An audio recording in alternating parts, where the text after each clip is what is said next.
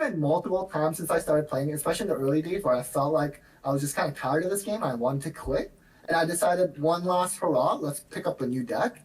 And it really instantly changes how much I'm interested in the game again. Like, I get so excited trying to learn this new deck, all these new combos, and not to mention the same decks you were facing with a different deck, it just becomes so much more different when you're playing with another deck. I don't know, 95% of decks have Max C in it. We're seeing the same thing with Ash. We're seeing a similar thing with Lancia now. Should the game have cards that are 99% played? Hello guys, welcome to the next episode of Phantom's Cast. Today I'm joined by a special guest, Hakuna Maidata, who is known for doing kind of like statistical Yu-Gi-Oh content where we take data from different events and show that to you guys. You know, which hand traps are played, what are surveys people are taking with, and like how can we learn from that. So in this one I want to get to know James a little bit, try to go over, you know, what he likes about content and maybe like what you can learn from his content and how you can use it to improve your play a little bit. So after that, James, how you doing today? Good. Thank you for having me. I'm honored.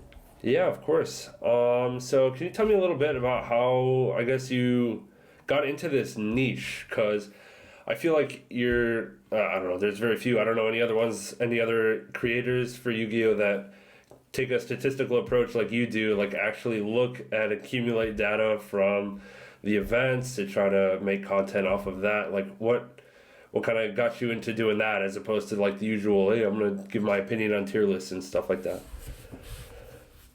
Yeah, well, so it's a funny story. I guess if you want a quick little origin story, I guess the way when I first created the channel, I never really actually had thoughts of providing like data-based content, which is ironic because of my channel name, but I'll get to that. Basically what happened was sort of early days of the pandemic. I came across like a random pack opening video, and honestly, I was like, this was really bad. I'm like, surely I could do better, which is ironic because I never ended up doing like a pack opening video ever, but that's actually kind of how it started. And then at the time, I just made a few Cyber Dragon related videos. That's the deck that I was playing. And because I never had any thought that I would do this long time, I just thought I'd make a few videos and that'd be it. I just needed a temporary channel name. So I just used my Reddit username, which was, I had created it well before I started playing Yu-Gi-Oh! Just based on my line of work in terms of data, and I guess I kind of like Lion King. I don't know. I was just trying to think of a pun. And then afterwards, I realized, you know what, maybe I'll just keep trying to make a few, more videos. And at that point, I'm like, well, I already chose my channel name. I should probably make some data-based content. Nice. And that's sort of how it started. So it's sort of the opposite of how one would expect. I never really thought about niche or anything. I mean, I knew that I obviously had no experience with YouTube or anything, so I knew it was going to be very difficult. So I thought I might as well just do what I personally felt comfortable in being able to share, just because at the time I created my channel, I'd only played competitive Yu-Gi-Oh for like a year and a half at that point, so I wasn't even that seasoned of a player, not to say that I am now, and I just didn't feel comfortable in terms of, let's say, general tier lists or like whatever meta discussions. I didn't feel I was good enough of a player to be able to provide that, at least up front. And again, not to say that I can now, but I'm a little bit better in that respect. So yeah, I guess that's a quick little background. Yeah, I kind of like that a lot because I feel that way a lot as well, where I want to put out some kind of content or like tier lists, meta tier lists or whatever, or hand trap tier lists, for example, but like I haven't really played the format much, so who am I to tell you what hand traps to play when I haven't really played the format? I guess you're just going based off of, I don't know what I've done before, but that's where you kind of like, you found a solution to that, which is to be like, these are not my opinions necessarily, these are like what people are actually doing. So I like that a lot with what you're doing there. It actually kind of provides an excuse for me to be able to still provide that content, like in terms of meta. Yeah. I mean, it's my weakness in terms of, you know, I wish I could spend more time in terms of Yu-Gi-Oh! Being more divulged in the meta. But, you know, as you would know, I'm sure, like, YouTube is just like a hobby for me, right? And Yu-Gi-Oh! In general. Like, we have, like, our whatever 9 to 5 or whatever full-time job that we have to do, and then everything else comes. It's like a bonus thing. So it does get hard, especially as you would know now, creating content yourself. To create content, you obviously have to play. So it just becomes like it takes up double the time to create content. You have to like get your mindset into a thing so you actually have something to say. So that's what I found was a bit of a challenge, just having some time to be able to, especially when it comes to future product. That's where like probably my biggest weakness. I really will not know much about what's coming down the pipeline because I have a hard time, focusing on what's out right now. Yeah. Yeah, right. And then so you like do the statistics stuff. How do you gather that? Do you do it manually? Like do you go to Yugioh Pro Deck and go to every deck in the top cut, or like how do you do that? I guess it depends on which video you're talking about. Are we talking like top mostly Like Handtraps and staples? yeah, yeah, that's what I'm thinking of. Yeah. So, okay, yeah. So it's funny. Originally, before LiveJoPro.com had it like as robust as it is now, or maybe I just wasn't even aware of it for a while. In the early days of the pandemic, especially when we didn't have IRL events, it was just like sort of the dueling book-based tournaments, like luxury gaming, for example. I really did go through it all by manually in terms of like in an Excel spreadsheet. I keeping track of all of that. But in terms of analysis, I personally use like SAS in terms of statistical software. Just like that part's automated in terms of analyzing, but the data collection, yeah, it would have to be manual.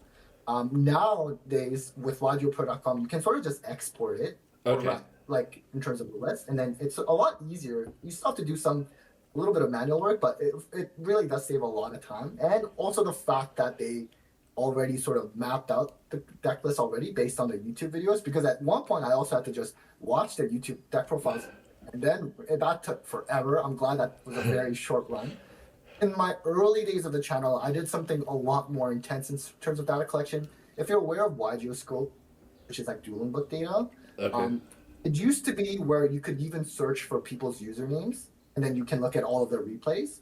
What I used to do is, for example, I would focus on a specific deck where I sort of became known, where someone actually, like Farfa shared this video in my early days of the channel. I had basically gone through all the top ranked players that were playing Virtual World, and then I went through the replays and how often VFD resolved, looking at all of calamities, and when it did, how often did they actually win. So to do that, I had to go through all those replays manually and then keep track anytime like a card was played or whatever, things like that. That took really long time. I Yeah. can't do that anymore, even if I wanted to, just because YGeoScope, they changed it so you can't look up people's replays, which I don't know why it was even allowed in the first place. It was super invasive, to be honest with you, because now if that was a thing, you could totally tell what some of these top players are playing as they prepare for the YCS, right? Yeah. So I can't even do that anymore, but that was probably the extent of like really hardcore data collection.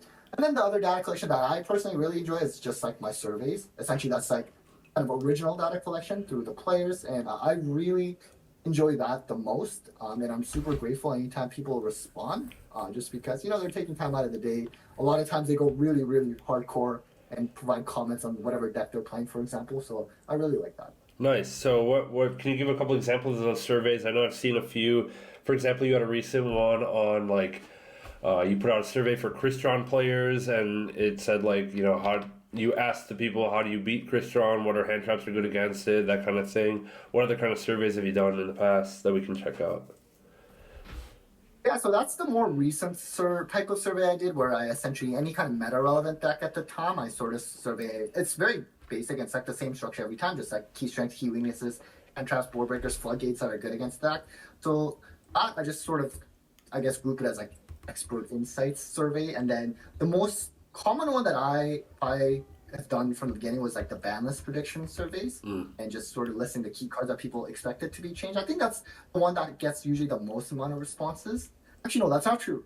I used to do also sort of a general Yu-Gi-Oh player survey at the end of the year each time. Yeah. But those have gotten up to like over 2,000 responses and multiple times, because a lot of times the bigger creators, thankfully, they share those surveys, and then especially because there's like questions on like favorite content creators, favorite players, and that's where they get kind of excited and they also share it. So that's for like I would say my most common surveys. I've done some other random surveys here and there, but those are like the more at least consistent one. Yeah, those are cool. Yeah, where do you post those originally? Like to your channel, just on your like YouTube social thing, or? Yeah, so they're all created through Google Forms, and then I share it on my, at least for the banlist prediction surveys, I do share it on my YouTube community posts. I use Twitter. Twitter is probably the best source if other people share it, like the bigger names, because I don't really have a big reach myself. Yeah. And so that's where it usually explodes. Facebook, like Zodiac, I used to post. I still do sometimes. I guess there's just a lot of things that get posted and just kind of gets quickly overlooked. Also on Zodiac, understandably so, anytime you post like your own content kind of stuff, like it usually doesn't get much traction, right? Yeah. Because people don't really like self-promotion kind of thing for the most part, unless it's like super unique. I think that's mostly it. And I do put a question, in terms of how did you find out about the survey? I see Discord a lot, so I would assume, I don't personally share it on Discord, but I would assume some people are sharing it into like Discord servers. Yeah. So I would appreciate that. Cool. Yeah. So going back to the data collection on like most used hand traps or staples or whatever, what do you think about like how people can use that to their advantage? Like, because there's a risk here where someone's going to go to your video, and like, I'm not saying your fault, but I'm saying there's a risk someone's going to go to your video. I don't know what to do. I don't know how to build my deck. Let me just take the top 5 most played hand traps. I'll put them in. And that's good a lot of times, but sometimes, not so much. So, like, how can we explain a little bit how a user could, kind of take that data away and actually improve their own deck building somehow? You know what I mean? I know, it's a great question. I mean, I guess first off, I would say I'd be honored if someone actually said my videos helped them prepare for any event. And if it did, I mean, I think it's because it more so just paints a picture of like the most common cards that you expect to see on average. So for example, let's say you're playing against a certain deck and you don't really know what to expect, but at the very least you have a sense of what the most common cards are, and that might at least still help you. For example, let's say a Ghost Ogre, if it's just not existent in the format at all, and you're playing your deck in a certain way, your combo that really loosens the Ogre, and you tell yourself, you know what, it's unlikely that this person is on Ogre. Don't get me wrong, it's unlikely. It does not mean a zero chance. They could be, and if they do, you might get upset, but you have to understand that it's just part of the game, right? Especially in terms of what you even open. There are just variants to the game, and it's just, at least it helps you understand what is the most common cards. Maybe it helps you feel a little more composed. At least it does for me, where I don't overreact because I open, let's say, it's like all of the bricks, for example, and it's like, oh, it shouldn't have been like this, but it actually can, right? Like Yu-Gi-Oh, as much as we want to say, over a large course of, like, in terms of when people say large tournaments, for example, like realistically, a very big tournament, let's say 12 rounds of Swiss, that's still only at maximum 3 games each, right? So 36 games, 36 opening hands, that's still a very small sample size, right? So there's always going to be variance, and as long as you kind of understand that, I do find that it does help me feel a little bit, composed and not overreacting like, oh no, I need to change this card now. It's just like, well, maybe not. Yeah. And like, okay, and then from looking at it from like a game philosophy perspective, like, what do you think about having lists where, or data results where like near 100% of decks are playing a specific card? Like Lancia, we see that nowadays. I think probably 100% of decks in Top Cut have Lancia in the side, and then probably 95% of decks have Ash Blossom in the main. Do you think that's a problem? Like, can we use that to identify that that's a problem? I know Master Duel has this kind of data too. I don't know, 95% of decks have Max C in it. But I feel like that's why they almost banned Max C in the first place, is because like it just took away 3 slots out of your deck in every single deck. And we're seeing the same thing with Ash. We're seeing this, a similar thing with Lancia now. But Lancia is kind of a different than Ash. It's not generically good. It's because something else is a problem, in my opinion. But yeah, what do you think about that? Like, should the game have cards that are 99% played? You know what I mean? Or what's your thoughts? It's a really good point. That is actually, from my understanding, how sort of the original ban list started to come into place. I'm not sure if I'm misremembering, but there was sort of like a lot of text where they were saying that one of the issues with like Yu-Gi-Oh, like in the early days before the ban list came out, is that so many of the deck lists were just all using the same cards, like generically, right? Like Regeki, Potagri, like it just became not really unique. Essentially, everyone had to play those cards. Yeah. And then they went to ban list, and you're right. I think that can potentially indicate a potential issue. I think though, just the way the game is kind of developed, I'm not really sure if we can avoid it anymore. It feels like, as I mentioned, in the early days, we had that ban list implemented to try to mitigate that, and eventually, over the course of history, it sort of goes back towards that again. Yeah. So I'm not really sure. I think in terms of a card like Lancia, that, and from the times that I've covered in terms of hand traps, most played, like it was not played that often, right? Yeah. The only time it saw meta play before this, like consistent meta play, was when dinos were tier 1. This is early days of the pandemic. That's essentially 5 years at this point. So it's something that's very rare, and now all of a sudden it's essentially, as you said, in most side deck lists and any kind of hopping list. But yeah, I think it's a little bit of a weird situation. And it also becomes weird too because you have sort of these like people saying it as like necessary evils, like Dimension Shifter, and then now you have Lancia that are kind of like opposites. And do you need both? I don't know. Yeah, it definitely gets challenging. I'm not sure how they can fix it. To me, like there are some really clear problem cards. Like Shifter to me, I thought was a very obvious card that should have hit. Well, like same thing with Maxi, we've already hit it, but clearly OCG Master Duel they still have it. So I'm not sure. I mean, I'm sure that essentially is more of a business related decision. Yeah. No, I'm not saying by any means, go ban Ash Blossom because everyone's playing it. I'm not saying that. But I don't know. It's kind of, I don't know, a red flag. Oh, maybe. Or maybe that card is too good. I like what they did with the Dominus cards, honestly. Impulse and Purge as, if those existed instead of Ash, I wonder what their percentages would be. Or if people would, force into decks with those attributes because Ash is really good, and therefore I need to play a dark deck to play Impulse because Ash is good at countering some kind of summon. You know what I mean? It would just be interesting to see, no Ash, but yes, Dominus cards, and see what happens, but I don't know. Yeah, I have a couple points to that. I do agree with you. I think the Dominus cards, the restrictions, I think that's really unique. The only problem I had a bit with those cards is that at the time that it came out especially, it just sort of favored the fire decks, right? Which they were already very good. So I thought it was, I don't know if inequitable is the right word to use in the context of Yu-Gi-Oh! Yeah. But I just felt, especially when you can't really repair the old existing decks that happen to be certain attributes, and now they sort of get indirectly punished because they can't play it, and some of these newer best decks can. That's where I had a bit of an issue with the Dominus cards, but I like the idea of it. Yeah. I think one thing I was talking to my friends about is with the Mulcharmies, for example. I think that's another good example of some kind of restrictions rather than Max C. So let's say with Droll, instead of you just have a Mulcharmy version of Droll where, let's say, every time your opponent searches, then you draw one. So it sort of gives control in a way in terms of how much you can give to your opponent without just going full off and without it being a complete lingering effect either. And I'm curious if they would go towards that direction as well. Yeah, I think there's a lot of potential for interesting hand trap design, and they started off with very generic effects because Valor, for example, or DD Crow, kind of baseline, fundamentals of the game. Negate an effect, banish a card, whatever, and that's what hand traps used to be. But now that those are getting really strong, and I don't know, it'd be cool to have restrictions mixed in with those strong effects as well. Kind of like how they turned Raigeki into Lightning Storm. Oh, now you can't have face-up cards. Let's see what they can do with the hand traps. It's what they did with Maxi and the Charmies, I guess, as well. But I don't know. I think there's a lot of cool design space to see.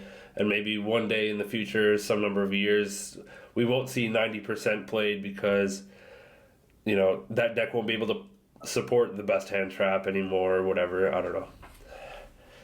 And I think part of the, I don't want to say issue, but is some of these hand traps are old, right? Droll, that came out, and it wasn't even good at the time that it came out. Yeah. And from what I heard, Maxi was also not that crazy when it came out either. And also, I think just the wording, too, where it has to be sent to graveyard for something like, let's say, Droll, Valor, Ogre. I feel like if they had come out now, I don't think they would have done it that way. Kind of similar to how Ash, you can still do it at the Shifter, for example. So that's where Shifter becomes even crazy, too. You have these, hand traps you can't even use anymore. And I don't even think it was intentional. I just feel it was just the wording back then. Yeah, right. That's a good point, too. So you're doing all this statistical stuff. Do you have a background in that? Are you mentioned all these kind of programs or codes or whatever you're using for stats? What do you do? Do you have some kind of math background? Yeah. So not math. So essentially, I guess, quick background. My undergrad degree was in health sciences, and then I did my master's degree in epidemiology. So that's essentially the study of health trends, disease trends in a population using statistics. It's probably a term you heard quite a lot during the pandemic, actually. So that's where sort of my line of work is, analyzing health data, basically, public health in the public health sector. So that's where I had a lot of interest, where I felt, it's nothing super complex, what mathematicians, I guess, could do or anything like that. But yeah, I did really enjoy that aspect, and then trying to apply that to Yu-Gi-Oh! I was sort of doing that anyways before I even had a channel. So what I had actually done was Way back on Simo's channel, I had watched this video where it was like something like an FTK deck, and the guy did a code to simulate opening hands to see like what percentage of times they can open FTK. And I basically did something similar, but with Cyber Dragons, but just looking at percentage of times where I would sort of indicate as like a great hand or a good hand or a bad hand or a brick hand, and I would just look at the percentage, and I like simulated that for like 100,000 opening hands basically. And actually, that was probably my first data video. I basically, and that was something, but I was doing that before having a channel, right? It was something I was always sort of interested in with Yugioh, and I just decided, you know what, as I mentioned earlier, the channel was kind of a mistake, or rather an accident. Yeah. And I happened to just do that afterwards. So yeah. Nice. And you did that with Cyber Dragons. That was your YCS top, right? I think I read your YouTube description or something. You had the remote dual YCS top? Or was that a different era of Cyber Dragons? Yeah, no, sorry, I didn't mean to cut you off there. But yeah, no, I mean, it was a while ago, but that moment I will always remember it. It was just so surreal. It was the first remote YCS at the time, and for those of you not familiar, at the time we didn't have IRL events. That was just the only really big event we could join because we only had remote events. That was 2021. And so I was sort of like the guy that only played Cyber Dragons. I probably would have stopped playing it if not I hadn't created the channel, and then I was sort of like, I guess I have to keep playing it now for the sake of the channel. And I ended up somehow topping. I finished 9-1-1, and I was 13th in Swiss. I almost missed top cut because as a Yu-Gi-Oh player, I read it wrong. I thought what it was, you would do top cut in another time, but it turns out what it was, you have to play the first round of top cut, and then the rest of the top cut you play like 2 weeks later for some reason. What? That's crazy. So I almost missed it at the last minute. I did lose. It was like Crank Kids. They were tier 1 at the time. I was just like so grateful that I even topped with Cyber Dragons. Yeah. At the time, like the OTS ultis had just come out for Cyber Dragons too. It was like great timing and everything. And I know it was honestly like a dream come true. For me, I'm not the type to like try to get all these like competitive achievements. I just know I can't really like commit to that. I'm not even sure if I'm smart enough to even get there anyways. And so that top, honestly, to me was like just more than what I felt I deserved in like my lifetime. And I'll like forever be happy with that. That's awesome. Yeah, that's a great story, honestly. What do you have a favorite era of the game or favorite format or anything like that? So I started playing competitively like right from the start of 2019, so about 6 years now. So I can't really say it's that long. I'm not sure if I really have a favorite format. I think during the time I talked with Cyber Dragons, I think the format was for the most part pretty fair. Tri-Brigade was the tier 1 deck, and they were a very fair deck. They ended on like Appaloosa and the set trap. Bytron was still there though. That one, I don't really like heavy wombo combo heavy decks like that, but for the most part, I think that was a pretty good format. I've never taken a break ever since I started playing competitively, so I've definitely gone through some pretty bad formats here and there. I think this format right now is still pretty solid. Admittedly, I will say I have been noticeably less interested in playing in the last year than I have in the past. I don't think it has really to do with like the Yu-Gi-Oh format specifically. I think it's just more sort of like just a natural course of just like aging and just personal life. A lot of my close friends have actually stopped playing consistently as well. I mean, for me personally, I haven't played weekly locals in a year now. I used to go every week, at least once, most of the time, 2 to 3 times. I don't do that anymore. I only essentially show up for like maybe like regionals, like the premier events for a core set, and that's kind of the extent to what I show up to now. Actually, funny, Chris, when you emailed me, I was at my regional, which was it was first time in a few months actually. I started off pretty hot. I started off 4-1 after 5 rounds, which I was pretty happy with considering, again, I don't play that much in person, and I actually just happened to play Blue Eyes, which is like the first time in 2 years that I started playing a new deck. So I was pretty new with it. And then after that, I kind of just sort of collapsed near the end. After that, honestly, I'm like, I don't think I can do these long tournaments. Yeah, I don't think I have the dual stamina anymore. But I still had a pretty decent time, all things considered. Nice. Yeah, that's interesting because I'm going through a similar thing where I also haven't been going to local as much in the last year. And how do you balance that with making videos? Like, do you feel like I don't know if I should make, or I don't know if I can make a video if I haven't been playing the game? Are you playing online at all, first of all, or? Yeah, no, that's a great Wait, I have played online in the last month a lot, actually. I think more than I've ever done in my life because I stopped playing in person. And at the very least, this regional was coming up. We knew it ahead of time. I essentially had a full month before I had any other events that I would be going to. So I decided to play a lot. And I felt that actually really helped me a lot. I also haven't been posting much anymore, and I don't expect I would post as much as I did in the last year either. But I think after this experience, I know that, playing online honestly really, really helps in terms of the content side of things. You can go through so many matches so much quicker than when you would play in person, right? Like if you account for like travel time and everything, you're probably spending like at least 5 hours for like the 4 round locals, right? Depending on where you live. Or that span, you could probably go through like 2-3 matches every hour For on sure. Dealing Book. So yeah. So it definitely helps playing online, especially for the type of content that I create. Or I don't really have to be in person. I used to do like, let's say, some vlogs here and there, but it's like very rare. Yeah. Deck profiles. A lot of times, I just reach out to people in like all over the world, and just, if they were interested in sending a profile, and I'm very grateful anytime they do that. I haven't done that too much lately either, only because most of the topping lists are Rise Zero Malice, and whenever I reach out, it's always like to try to avoid those like very common top decks, just because they're usually established. So yeah, I haven't done much of that either. But all things considered, I think I can definitely create content without having to play in person. But overall, I also don't expect to create content for that much longer. I think just something that, eventually I will be stepping away from the game. But in the meantime, I'm gonna try to enjoy it as much as Gotcha.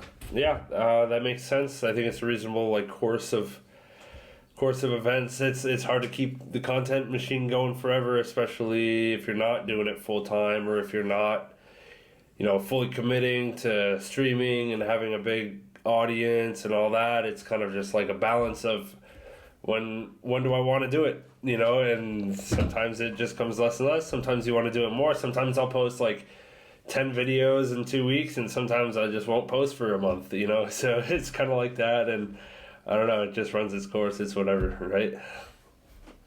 Yeah, and it's something that for me, I sort of mentioned at the beginning of the video how that I used to do like these really intensive data collection related videos, but for the last like at least 2-3 years, I've really only done videos that just don't take me that much time.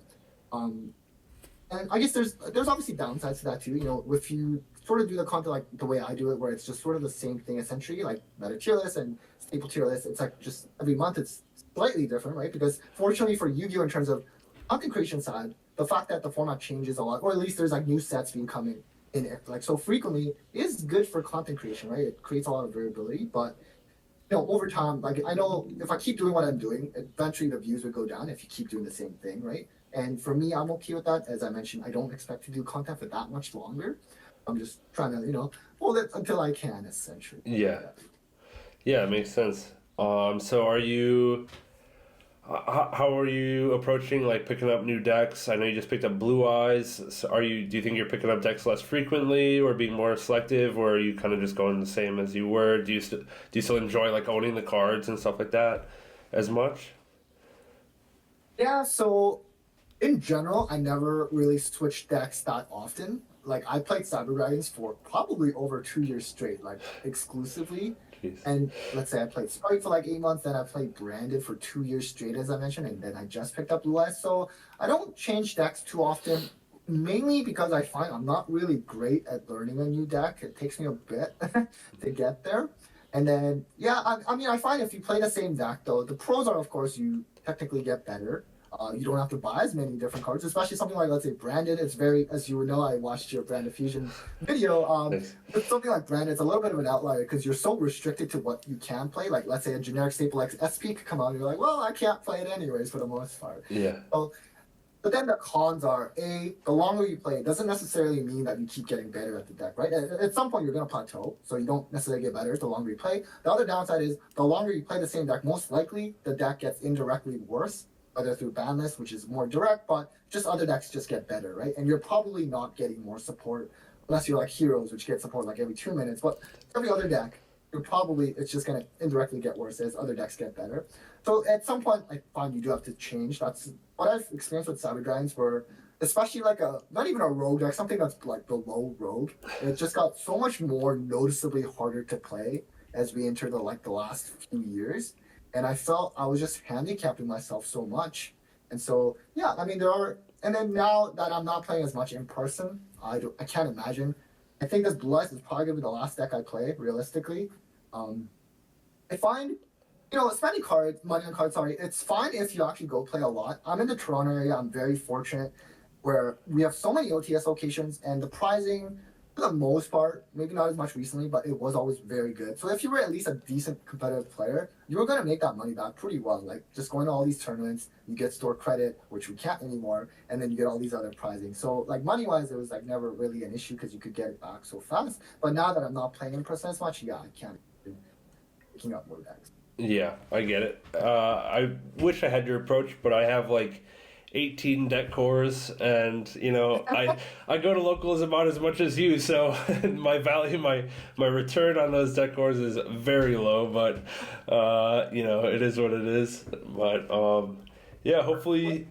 What I can't say is there have been multiple times since I started playing, especially in the early days, where I felt like I was just kind of tired of this game and I wanted to quit. And I decided, one last hurrah, let's pick up a new deck. And it really instantly changes how much I'm interested in the game again. Like, I get so excited trying to learn this new deck, all these new combos, and not to mention the same decks you were facing with a different deck. It just becomes so much more different when you're playing with another deck, right? Like, your playstyle must, your weakness strengths become completely flipped, for example. That's how I felt with like Branded versus Sprite when I first switched. It was like so different. The weaknesses were the complete inverse. Yeah. So I do find, for those of you watching, maybe if you are also kind of getting burnt out and you play like the same deck too often, honestly, switching it up really, really can do wonders in terms of getting your interest spiked up again for Yu-Gi-Oh! Yeah. Do you feel that way about Blue Eyes, or not as much? What do you think? I did. Honestly, at the time before I switched, I wasn't playing, and I was kind of getting tired, and I switched to Blue Eyes. I was like so excited. Honestly, for like the first week, I had trouble sleeping actually because I would just keep thinking about like new combo lines or what I'm messing up, things like that. I was really, really excited. And then I think I've already sort of hit that high. I think I'm hitting that plateau sooner now as I'm like kind of aging out of this game where I'm like, okay, back to reality. I'm not sure if I want to play again, especially in a format, or rather, as you would understand in terms of timing of content creation as well, when you have a ban list around the corner, I don't want to say a dead format, but I don't really want to invest as much time if I know it's probably going to switch quite rapidly. Yeah. So yeah. Well, with a little luck, right now when we're recording, it's the day before YCS Houston. So with a little luck, they'll do the old YCS ban list announcement. That would be quite nice in my opinion. But yeah, and you got pretty lucky with the decks that you were, well, maybe not luck, maybe it was by choice, but like playing Sprite and then playing Branded. Those are two decks that you could play a bunch of different ways, and they're probably like the least linear decks out there. So yeah, you could play those for actual years. And I know the Branded community is insane. There's people that have not played a different deck since Branded came out, which is crazy. But but I don't know. Blue Eyes feels like, all right, I'm making spheres. I'm making the Synchro 9 and past turn, I guess. But yeah, I don't know. Yeah, no, I would say it was definitely luck, but as you mentioned, it's actually a great point. I always felt I made such great investments at the time that I decided to switch decks. Like, Sprite was like really good, and Branded was good for a pretty long time. It comes and goes in terms of its tier status. It's not falling a lot now, which is why I decided to finally switch. But yeah, whatever decks I decided to play, I've always felt they could last for quite some time. With Blue Eyes, when I picked it up, I knew they weren't that great. Like, it's the third best deck, but it's such a distant third best deck behind Ryzo and Malice. And ironically enough, it doesn't have a good matchup into Ryzo or Malice. Yeah. So I think I still feel that it's a very solid deck. Also, if you sort of account for, let's say, the ban list, if it does come out soon, maybe they do make some form of minor hits to Ryzo and Malice, but surely they're not going to hit directly Blue Eyes, right? So that's another factor to consider. It's kind of hard to time it that way, but I just felt that was definitely into consideration. And I know I always felt, so when I first played Yu-Gi-Oh!, I immigrated to Canada in 2002, so that's when Yu-Gi-Oh! Was like in the West, had kind of just come out. It was really big. I remember my friend at the time, my first friend, when I first came to Canada, he like gave me a Blue Eyes White Dragon. And I was like, I had a really blast. We weren't playing by those right rules, obviously. Yeah. But that was kind of like memorable to me, and I wanted to at least, if I'm gonna end my Yu-Gi-Oh playing career, I'd like to play Blue Eyes again, sort of like the last thing, try to end how I started. Yeah, nice. Yeah, hopefully there's some different variants that come out, or maybe some kind of support. I saw like an invoked Blue Eyes. I wanted to play that because I love the invoked cards, but I did. That's how I started. I didn't feel it was that great because I was playing Invoke deck, and even in 2022, I almost finished top 8 at regional with it, which was crazy looking back.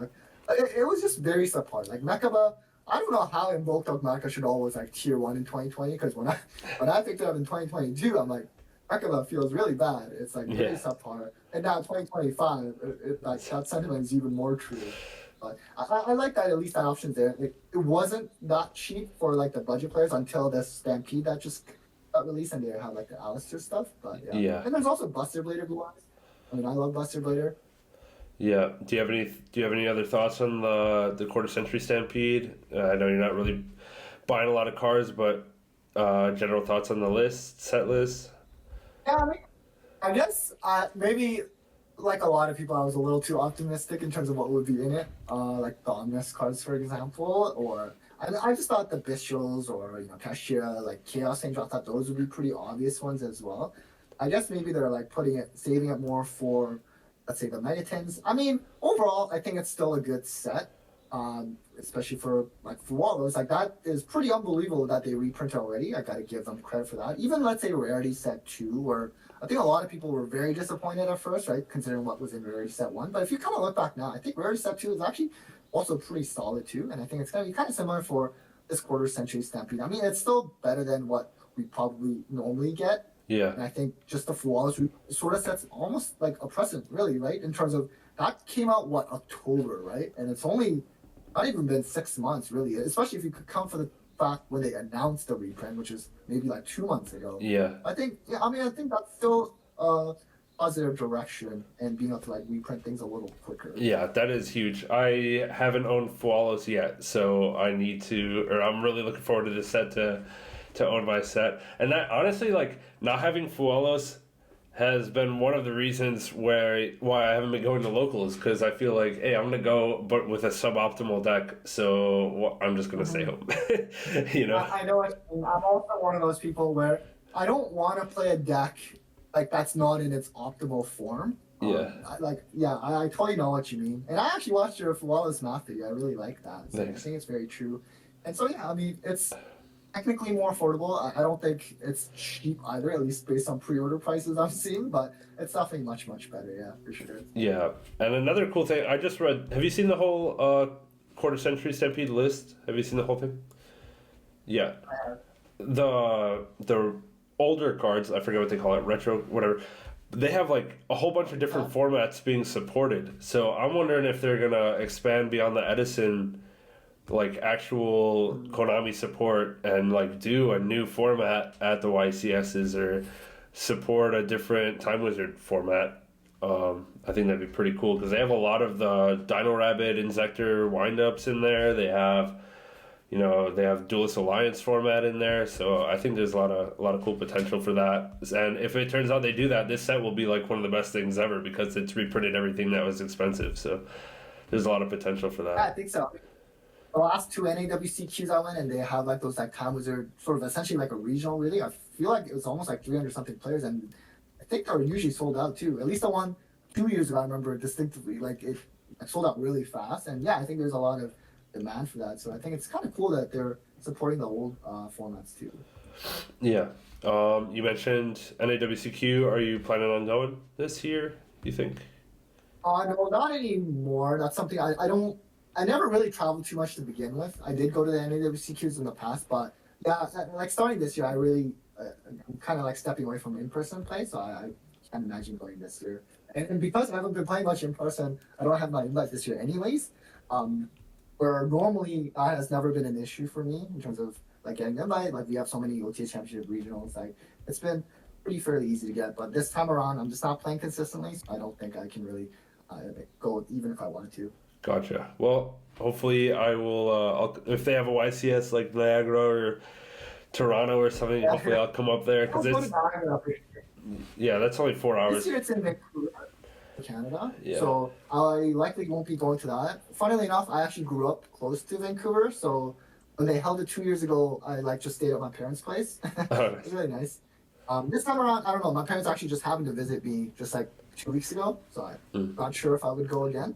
Yeah. But if it is in Niagara, that's like driving distance for us. So yeah, I would go. Yeah, nice. So, well, I guess that's when I'll hopefully meet you in person one day at one of those. Oh no, I'm sure we will. Yeah, no doubt. Yeah, I think that's about everything I wanted to cover. Anything else you want to chat about, or anything on your mind when it comes to the game, or anything like that?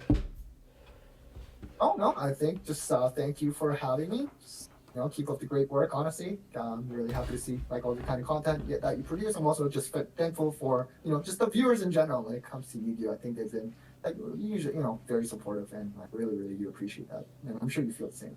I do. Yep. All right. Sounds good, man. Thank you for coming on the show. Everybody check out Hakuna Matata's links in the description. Subscribe to his channel. Follow the Twitter. Whatever else you want me to post on there, I'll post on there, James. But anything else for the viewers to do for you? Oh no, nothing on me. Alrighty. Thank you guys for joining, and we'll catch you guys in the next one.